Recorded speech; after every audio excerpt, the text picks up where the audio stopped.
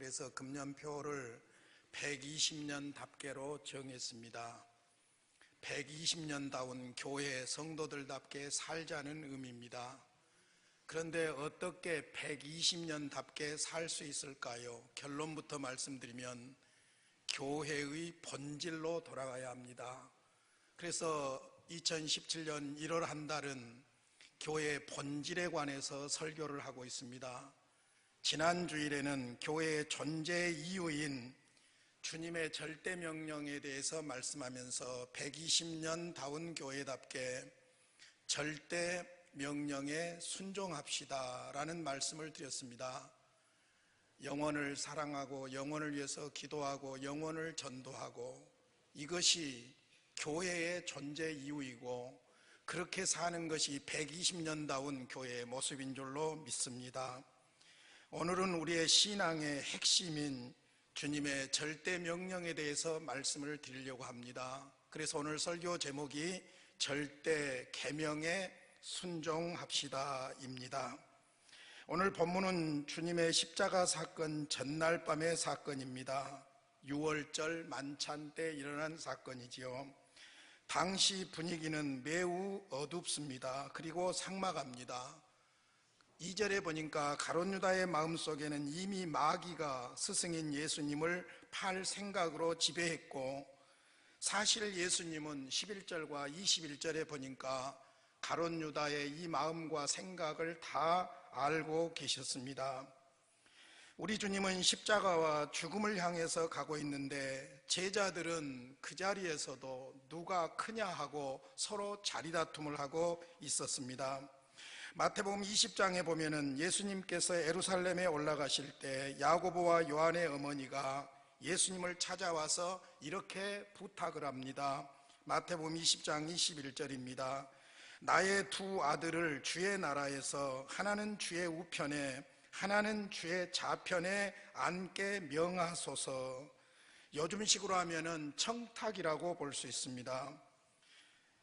야고보와 요한의 어머니는 예수님을 정치적인 메시아로 그 시대 사람들과 똑같은 생각을 하고 있었습니다. 그래서 예수님께서 예루살렘에 입성하시면 유대인의 왕이 될 것이라고 착각을 한 것이지요. 3년 동안이나 자신의 두 아들 야고보와 요한이 예수님을 열심히 따라다녔지만 항상 베드로에게 밀리는 것을 안타깝게 생각하고 작정하고 예수님께 청탁을 하고 있었습니다. 이 모습을 보고 있던 야고보와 요한을 제외한 나머지 10명의 제자들은 두 형제에 대해서 불평하고 불만을 품고 있었다고 마태복음 20장 24절에 증거합니다. 이처럼 어색하고 긴장 관계에 있는 제자들, 누가 더 크냐고 마음으로 심히 교만하여 서로 높다고 자랑하고 있는 이 상황에서 다락방에서 만찬을 드시면서 제자들에게 마지막 부탁하신 말씀이 오늘 본문입니다. 새 계명을 너희에게 준다. 서로 사랑하라. 내가 너희를 사랑한 것 같이 너희도 서로 사랑하라. 서로 사랑하라. 서로 사랑하라. 서로 사랑하라. 이것이 바로 예수님께서 제자들에게 주시고 교회에 주신 새 계명입니다. 그렇다면 첫 번째로 생각할 것은 왜 우리가 서로 사랑해야 합니까? 사랑의 동기입니다. 결론부터 말씀드리면 우리가 구주로 모시고 주인으로 모신 예수님의 절대 명령이기 때문에 우리는 서로 사랑해야 합니다. 34절 말씀을 다시 한번 자세히 보시기를 바랍니다. 새 계명을 너희에게 주노니 서로 사랑하라. 내가 너희를 사랑한 것 같이 너희도 서로 사랑하라. 새 계명을 준다. 서로 사랑해라. 내가 너희를 사랑한 것 같이 서로 사랑하라. 그러면서 마지막에 내가 너희를 사랑한 것 같이 너희도 서로 사랑하라. 우리 성경에는 마지막 부분이 별로 잘 강조가 되어 있지 않는데 마지막에 영어 성경에 보면 So you must love one another, must라는 단어를 쓰고 있습니다. 반드시 그렇게 해야만 한다 그겁니다. 그리고는 새 계명도 정관사를 붙여가지고 절대적인 거예요. 이건 예수님께서 제자들에게 주신 절대적인 명령입니다. 그래서 정관사를 붙이고 있습니다. 그러면서 마지막에 so, 그러므로 you must love, 너희들은 반드시 사랑해야 된다. 서로 one another, 서로 사랑해야 된다. 예수님께서 절대 명령으로 명령하고 있습니다. 예수님은 마지막 유언으로 보석보다 더 소중한 사랑의 계명을 명령하셨습니다. 이 사랑의 계명은 어떤 면에서 주님을 위해서가 아니라 우리를 위해서 주신 명령입니다. 그래서 반드시 서로 사랑해야 된다. 그래서 절대 계명이라고 합니다. 여기에서 새 계명이라고 했는데 새롭다, 새라는 헬라어에는 두 가지 단어가 있어요. 네오스라는 단어와 카이노스라는 단어가 있습니다. 그런데 네오스라는 단어는 완전히 새롭다는 말이 있어요. 그런데 카이노스라는 단어는 회복한다는 의미가 있습니다. 여기에서 말하는 새, 이것은 카이노스를 말합니다. 옛것을 새롭게 회복한다는 의미로 사용된 것입니다. 무슨 말이냐면은 옛날 구약 율법에서도 사랑하라고 명령하고 있습니다. 그래서 율법의 핵심이 사랑이고 십계명의 핵심이 바로 사랑이지요. 하나님 사랑, 이웃 사랑이지요. 그러니까 그 계명을 지켜오고 있는 유대인들은 머리로만 알고 입으로만 말하지 행동으로 사실 그 진정한 의미를 알고 실천하고 있지를 못했습니다. 그런데 예수님은 오셔서 이제 그 율법에서 말씀하고 있는 하나님의 사랑을 친히 십자가에서 죽으심으로 온몸으로 그 사랑을 성취시켜 주신 거예요. 그 성취라는 개념이 다른 말로 말하면 회복이라는 개념이 되는 것입니다. 말로만 아니라 머리로만 아니라 예수님께서 실질적으로 하나님이신 예수님이 십자가에서 죽으심으로 말미암아 구약에서 말씀하고 있는 율법을 성취시켜주고 회복시켜 주셨다. 그러므로 그 사랑으로 구원받은 너희들은 반드시 서로 사랑을 회복해야 한다. 할렐루야. 그것이 바로 오늘 본문의 말씀입니다. 그러므로 서로 사랑하라는 말은 머리의 이야기가 아니고 가슴의 이야기가 아니고 행동으로 실천해야 될 계명이에요. 그래서 새 계명을 너희에게 준다. 서로 사랑하라고 말씀하고 있습니다. 4세기에 활동했던 신학자 제롬에 의하면 사도 요한이 나이가 들어서 에베소 지역에서 목회를 하고 있었는데 늙어서 거동하기가 참 힘든 그런 상황이었습니다. 에베소 교회 청년들이 거동을 잘하지 못하는 사도 요한을 강단으로 올려놓으면 그는 의자에 앉아서 이렇게 반복적으로 계속 설교했다고 합니다. 소자들아 서로 사랑하라. 설명도 하지 않습니다. 소자들아 서로 사랑하라. 긴 말도 하지 않습니다. 소자들아 서로 사랑하라. 그래서 성도들은 사도 요한에게 선생님, 왜 같은 말을 계속해서 그렇게 반복하십니까? 라고 물었을 때 사도 요한은 이런 유명한 말을 남겼습니다. 우리 주님이 주신 계명이다. 우리 주님이 주신 계명이다. 너희는 이 계명만 지키면 된다. 무슨 의미입니까? 신앙이 뭔 줄 아냐? 하나님을 사랑하고 하나님의 사랑으로 구원받았으니 너희들끼리 서로 사랑하는 이것이 바로 신앙이다. 그러므로 너희는 이 계명만 지키면 된다고 말씀합니다. 사랑이 신앙의 원천이고 사랑이 신앙의 전부이고 사랑이 신앙의 완성이라는 것을 말씀하고 있습니다. 사랑하는 성도 여러분, 오늘 우리는 심각하게 고민해야 됩니다. 내가 사랑할 마음이 없고 내가 사랑할 힘이 없다고 사랑을 포기하면 안 됩니다. 왜 우리가 서로 사랑해야 됩니까? 나를 위하여 십자가에서 죽으신, 나를 구원해 주신 예수님의 절대 계명입니다. 그러므로 서로 사랑하는 것은 삶에 있어서 옵션이 아닙니다. 대학 강의로 말하자면 선택 과목이 아니라 필수 과목입니다. 반드시 해야 됩니다. 노력해야 됩니다. 자동차를 옵션으로, 온갖 옵션으로 꾸미는 사람들이 있어요.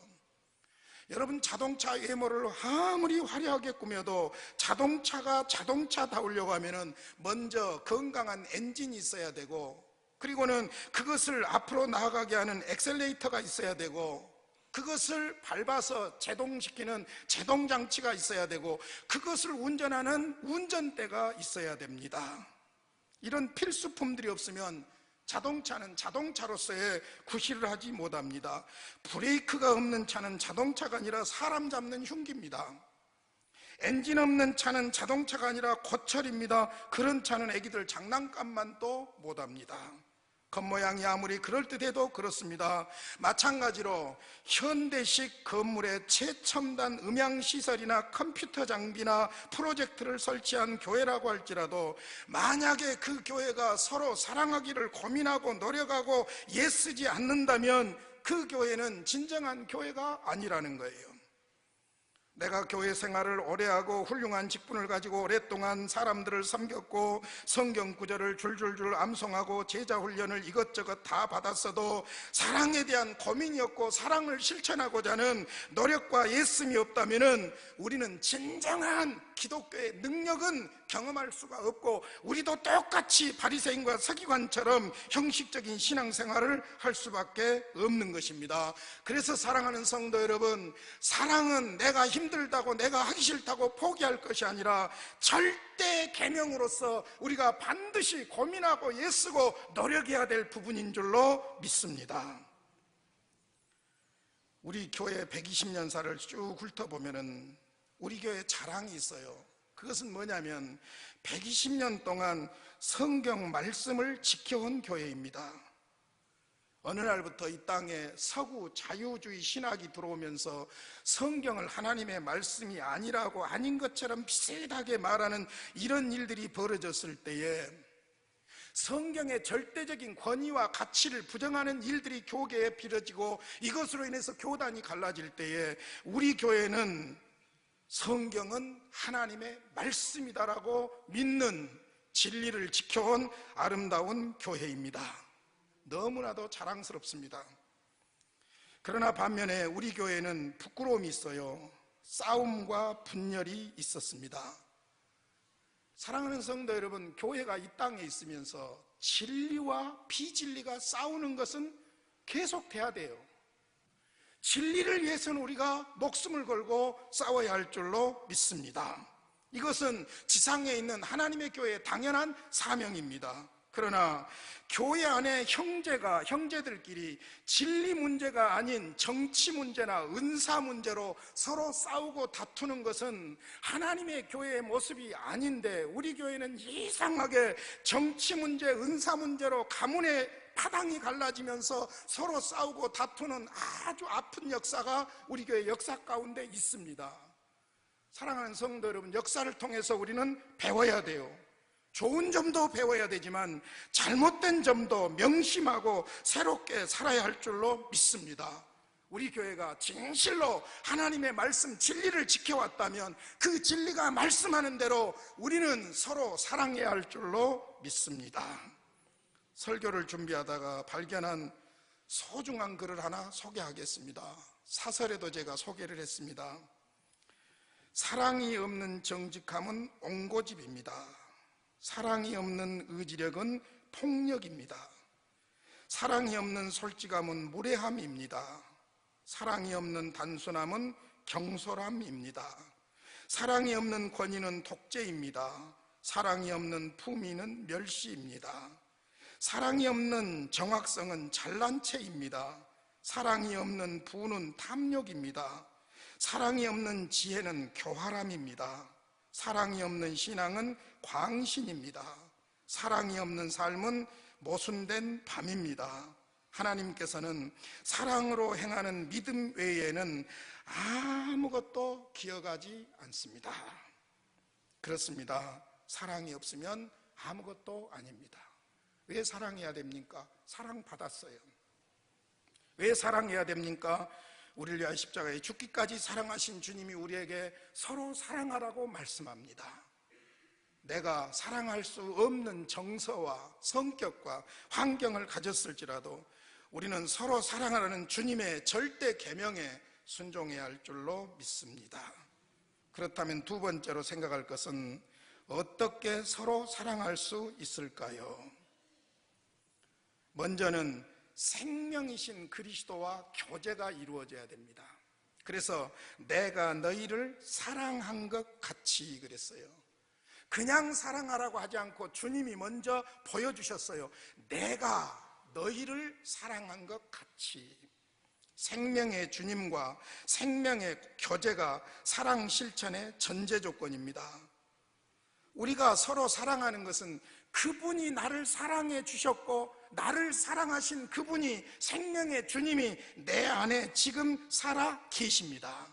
그러므로 그 주님과 내가 얼마나 교제가 깊어지느냐에 따라서 사랑이 실천되기도 하고 사랑이 포기되기도 할 수 있는 것입니다. 그러므로 우리가 서로 사랑하는 삶을 살려고 하면은 윤리적으로 도덕적으로 누구에게 칭찬받으려고 이런 개념이 아니라 먼저 내 안에 생명이신 주님과의 교제가 깊어져서 하나님의 사랑으로 은혜가 풍성해질 때에 우리가 사랑을 위해서 고민하게 되고 노력하게 되고 애쓰게 될 줄로 믿습니다. 그래서 요한일서 1장 1절로 3절에 보면은 주님과 우리와의 생명의 교제, 사귐이 바로 기독교의 본질이라는 것을 말씀하고 있습니다. 좀 길지만 소개하겠습니다.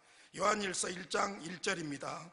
태초부터 있는 생명의 말씀에 관하여는 우리가 들은 바요 눈으로 본 바요 자세히 보고 우리 손으로 만진 바라. 생명의 말씀, 태초부터 있는 생명의 말씀은 예수님을 말합니다. 사도 요한이 보았고 들었고 만졌고 직접 경험했다는 겁니다. 2절입니다. 이 생명이, 예수님을 말하죠. 이 생명이 나타내신 바 된지라. 이 영원한 생명을 우리가 보았고 증언하여 너희에게 전하노니 이는 아버지와 함께 계시다가 우리에게 나타내신 바 된 이시니라. 우리가 보고 들은 바를 너희에게도 전함은. 우리가 보고 듣고 만지고 경험했던 태초부터 계신 생명, 영원한 생명 예수 그리스도를 너희에게 전하는 것은 너희로 우리와 사귐이 있게 하려 함이니, 복음 안에서, 진리 안에서, 그리스도 안에서 사귐을 통해서 우리의 사귐은 아버지와 그 아들 예수 그리스도와 더불어 누림이라. 생명이신 예수님이 내 안에 계시고 그분과 내가 생명의 교제가 계속해서 이루어질 때에 눈에 보이는 사람 때문이 아니라, 환경 때문이 아니라 우리는 사랑을 사모하게 되고 사랑을 고민하게 되고 사랑을 하고자 애쓰고 노력하게 될 줄로 믿습니다. 그래서 우리의 기도가 중요해요. 그래서 우리가 말씀을 사모하는 거예요. 그래서 개인 경건의 시간을 갖고 함께 모여서 예배하고 셀 모임을 통해서 우리 가운데 역사하시는 주님의 은혜를 서로 나누는 겁니다. 생명이요 빛이신 그리스도와 생명의 교제를 통해서 우리는 그 사랑을 선명하게 알게 되고, 그래서 그 사랑에 감격함으로 누군가를 사랑하고자 하는 이런 마음들이 우러나고 사랑을 노력하게 될 줄로 믿습니다. 그래서 신앙은 그 원천이 생명이요 세상의 빛으로 오신 예수님과 생명적인 교제로부터 시작이 되는 것입니다. 그러므로 여러분 명심하십시오. 기독교에서 말하는 사랑은 윤리적인 이야기가 아니에요. 도덕적인 이야기 그 이상입니다. 생명이신, 나를 위하여 친히 십자가에 죽으시고 부활하사 내 안에 살아계신 생명이신 주님과 내가 교제함으로 그분의 사랑에 감격해서 사랑하는 것이 기독교의 사랑인 줄로 믿습니다. 그래서 억지가 아닙니다. 그래서 자발적입니다. 어떻게 사랑할까요? 두 번째로는 그러므로 생명의 주님을 따라가야 합니다. 우리는 주님께서 모범을 보여주신 대로 노력해야 됩니다. 그래서 내가 너희를 사랑한 것 같이 너희도 서로 사랑하라고 했습니다. 주님이 어떻게 사랑했습니까? 오늘 본문 말씀으로 한번 따라가 보겠습니다. 먼저는 친히 제자들의 발을 씻기셨습니다. 실천적인 사랑이지요.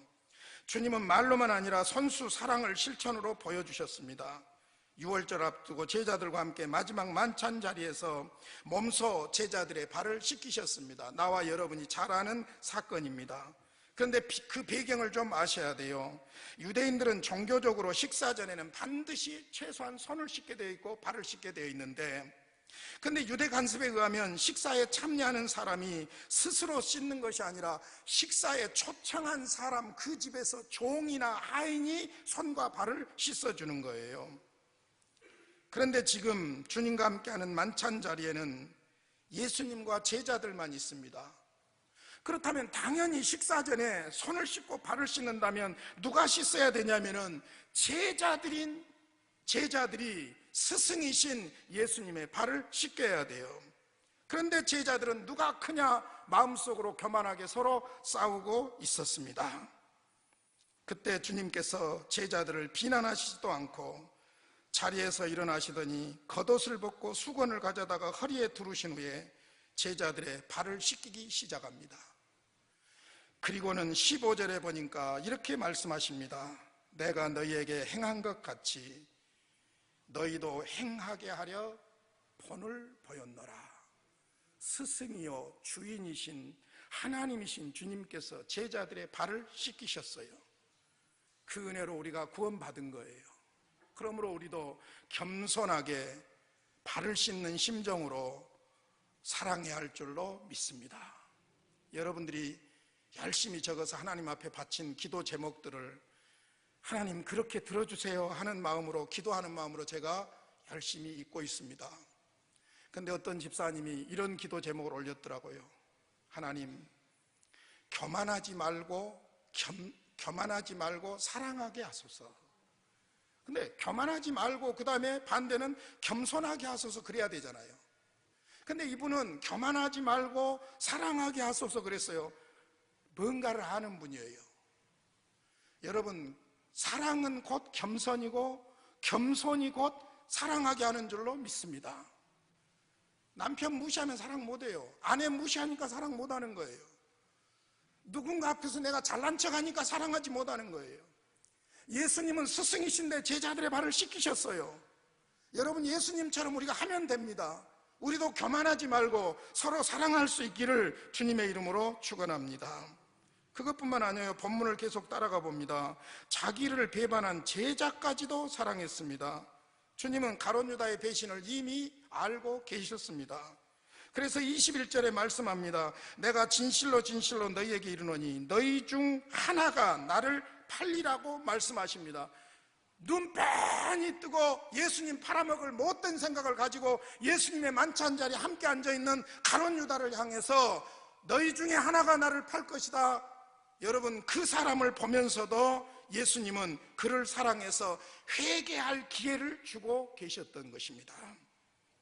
그럼에도 불구하고 가룟 유다의 발을 씻겨주셨을 뿐만 아니라 그럼에도 불구하고 그를 기다려 주셨던 것입니다. 더 결정적인 것이 있습니다. 이런 것들은 모두가 다 우리 죄를 대신하여 십자가에서 죽으신 주님의 모습입니다. 우리 주님은 죽기까지 우리를 사랑하셨습니다. 로마서 5장 8절입니다. 우리가 아직 죄인 되었을 때 그리스도께서 우리를 위하여 죽으심으로 하나님께서 우리에게 대한 자기의 사랑을 확증하셨느니라. 예수님이 십자가 사건이 하나님이 나를 사랑하신다는 확실한 증거라는 말씀입니다. 주님께서는 죄인들을 사랑하실 뿐만 아니라 사랑을 행동으로 옮기셨는데 인간의 몸을 입고 오셨고 십자가에서 죄인들을 위해서 친히 죽기까지 사랑하셨다는 것입니다. 그러므로 우리가 서로 사랑하려면 먼저 나를 사랑하셔서 십자가에서 죽기까지 사랑하신 주님의 사랑과 그 은혜가 내 가슴과 내 마음과 내 심령과 내 양심과 내 머리를 지배해야 될 줄로 믿습니다. 그러면 주님의 그 사랑에 감사함으로 그 은혜를 생각하면서 부족하고 연약하지만은 우리가 서로 사랑하기를 고민하게 되고 애쓰게 되고 노력하게 될 줄로 믿습니다. 할렐루야. 그렇다면 마지막으로 우리가 서로 사랑하면 어떻게 될까요? 결과에 대해서 말씀을 드리겠습니다. 35절입니다. 너희가 서로 사랑하면 이로써 모든 사람이 너희가 내 제자인 줄 알리라. 매우 의미심장한 말씀입니다. 우리가 사랑하면, 서로 사랑하면, 사랑하는 것을 통해서 사람들이 우리가 그리스도의 제자라는 것을 인정해주고 사람들의 그 인정을 통해서 하나님께서 우리를 제자로 인정해 주신다는 말씀입니다. 할렐루야. 우리가 서로 사랑하면 나타난 결과는 무엇이냐? 하나님이 인정해 주셔요. 어떻게 인정합니까? 다른 사람들이 인정하는 것을 통해서 우리를 그리스도인으로, 그리스도의 제자로 인정해 주시는 줄로 믿습니다. 그러므로 사랑은 신앙의 본질입니다. 사랑은 우리의 은사와 사역의 방법이고 도구입니다. 사랑 없이 일하려고 하면 안 됩니다. 사랑 없이 은사를 활용하려고 하면 안 됩니다. 사랑을 놓치고 신앙생활 잘하고 은혜 받으려고 하면 안 됩니다. 그리스도의 생명과 교제하게 되면 그 사랑, 그 은혜에 감사하게 되고, 감사함으로 사랑하는 것이지 자발적으로 하려고 하는 것이지 도덕적으로 윤리적으로 꼭 누구에게 인정받으려고 하는 것이 아니라는 말씀입니다. 고린도전서 13장 사랑장은 은사 활용과 사역의 방법이 사랑이라고 말씀합니다. 고린도전서 13장 1절로 3절은 사랑의 절대성을 말합니다. 4절로 7절은 사랑의 특성을 말합니다. 8절에서 13절까지는 사랑의 영원성을 말합니다. 이 시간 절대성과 특성만 좀 소개하겠습니다. 시간이 가더라도 읽어드리겠습니다. 고린도전서 13장 1절로 3절 사랑의 절대성입니다. 내가 사람의 방언과 천사의 말을 할지라도 사랑이 없으면 소리나는 구리와 울리는 괭과리가 되고, 사람의 방언, 심지어 천사의 말을 한다고 해도 사랑이 없으면 소리다, 소리, 괭과리 소리, 전라도 말로 깽매기 소리밖에 안 된다는 거예요. 그건 사람이 하는 일이 아니라는 거예요.